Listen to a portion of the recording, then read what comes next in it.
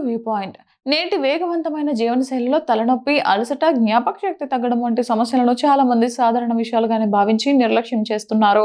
ఒత్తిడి, మైగ్రేన్, వయసు ప్రభావం లేదా నిద్రలేమి కారణంగానే ఇవి వస్తున్నాయని అనుకొని నొప్పి నివారణ టాబ్లెట్లను వేసుకుని సరిపెట్టుకుంటున్నారు. అయితే ఇలాంటి లక్షణాలు కొన్ని సందర్భాల్లో మెదడు కణితి వంటి తీవ్రమైన వ్యాధికి తొలి సంకేతాలు అయ్యే అవకాశాలు ఉంటాయని నిపుణులు హెచ్చరిస్తున్నారు.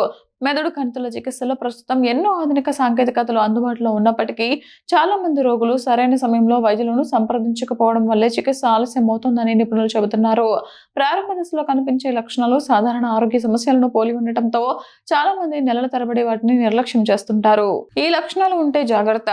తలనొప్పి, తరచూ వాంతులు కావడం, చూపు మసకబారడం లేదా తగ్గిపోవడం, కారణం లేకుండా ఫిట్స్ రావడం, జ్ఞాపక శక్తి బలహీనపడటం, వ్యక్తిత్వంలో మార్పులు, నడిచేటప్పుడు సమతుల్యత కోల్పోవడం, చేతులు లేదా కాళ్ళల్లో బలహీనత వంటి లక్షణాలు కనిపించినప్పుడు వాటిని సాధారణ సమస్యలుగా తీసుకోవద్దని సూచిస్తున్నారు. చాలా మంది తలనొప్పిని ఉద్యోగ ఒత్తిడికి, జ్ఞాపక శక్తి తగ్గడాన్ని, వయసు ప్రభావానికి, నడకలో తడబాటును, అలసటకు ఆపాదిస్తూ ఉంటారు. ఈ విధంగా లక్షణాలకు తామే కారణాలు వెతుక్కోవడం వల్ల అసలు వ్యాధి గుర్తించడంలో ఆలస్యం అవుతుంది.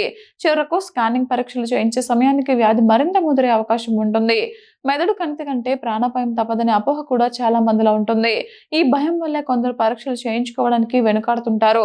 అయితే అన్ని బ్రెయిన్ ట్యూమర్లు క్యాన్సర్ కావని, చాలా వరకు అవి నిరపాయమైనవే ఉంటాయని నిపుణులు చెబుతున్నారు. క్యాన్సర్గా నిర్ధారైన అన్ని సందర్భాల్లో కూడా కణితి రకం, అది ఉన్న ప్రాంతం, ఎంత త్వరగా గుర్తించారనే అంశాలపై చికిత్స ఫలితాలు ఆధారపడి ఉంటాయి.